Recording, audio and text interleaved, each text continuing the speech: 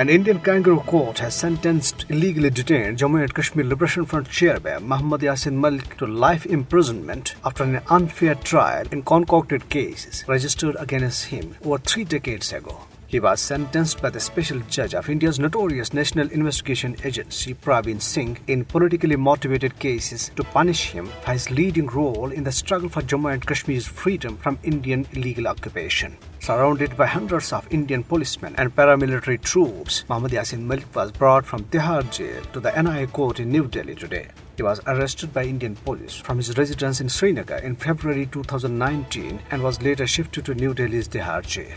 Mohammad Yasin Malik had earlier told the court that he was not contesting the charges leveled against him, including waging war against India, as he did not have trust in the Indian judiciary.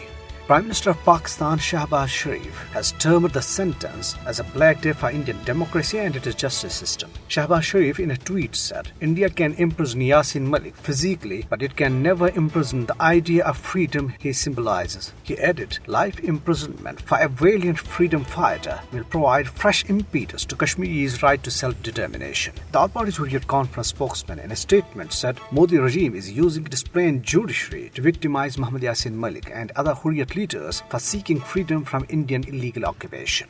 Meanwhile, complete shutdown was observed in the occupied territory today against the unjust sentence to Mohammad Yasin Malik. Despite heavy deployment and patrolling of Indian forces, a large number of people thronged the residence of Mohammad Yasin Malik at Maisama in Srinagar and staged anti-India protests. Indian police resorted to tear gas shelling on protesters in Badshah Chowk, Srinagar, triggering clashes.